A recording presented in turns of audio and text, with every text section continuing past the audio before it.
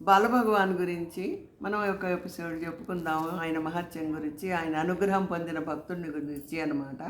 అది ఏమిటంటే ఆ, మన అక్కడ దగ్గరలో ఉన్న ఊరిలో ఒక బాలుడు చిన్నప్పటి నుంచిను అతనికి దేశం అంటే, దేశభక్తి అంటే చాలా ఇష్టం అన్నమాట.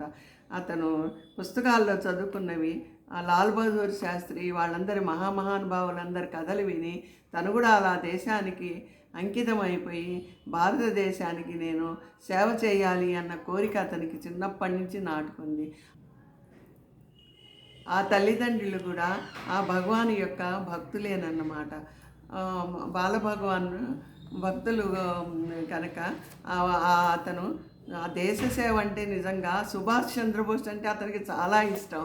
నాకు కూడా చాలా చాలా ఇష్టం సుభాష్ చంద్రబోస్ అంటే. ఇప్పుడు తలుచుకుంటూ ఉంటాను నేను. ఆ ఫోటో కూడా ఎదురుకుండా పెట్టుకుంటాను అనమాట.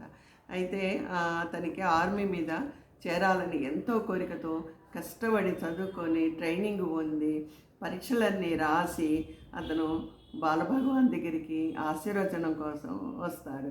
వచ్చి, భగవాన్, నాకు ఆర్మీలో చేరి మన భారతదేశానికి సేవ చేయాలని చాలా కోరికగా ఉంది. నాకు చిన్నప్పటి నుంచి నాకు చాలా ఇష్టం అని చెప్పేసి, అలాంటి భారతరత్నలు ఎంతమంది ఉంటారు.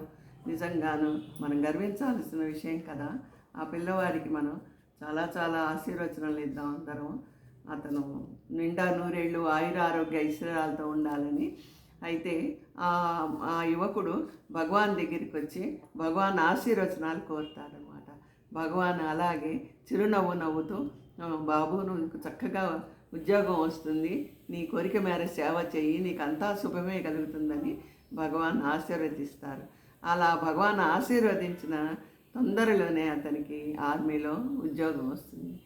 ఆర్మీలో చేరి అతను మళ్ళీ చేరబోయే ముందు అతను మళ్ళీ భగవాన్ దగ్గరికి వచ్చి భగవాన్కి పాదాలకు నమస్కారం ఇచ్చి తనకి తోచింది బహుమానం భగవాన్ గారికి ఇచ్చుకొని, భగవాన్, మీ ఆశీర్వచనం చాలా అద్భుతము, అమోఘము, నిజంగా నాకు వెంటనే నాకు ఆర్మీలో ఉద్యోగం వచ్చిందని ఎంతో సంతోషంగా భగవాన్కి కాళ్ళకు నమస్కారం చేసి అతను వెళ్ళి ఆర్మీలో చేరతాడు.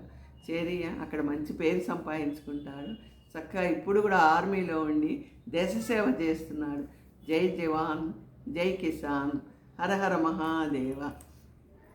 తాడేపల్లి విజయ భైరమ్మ.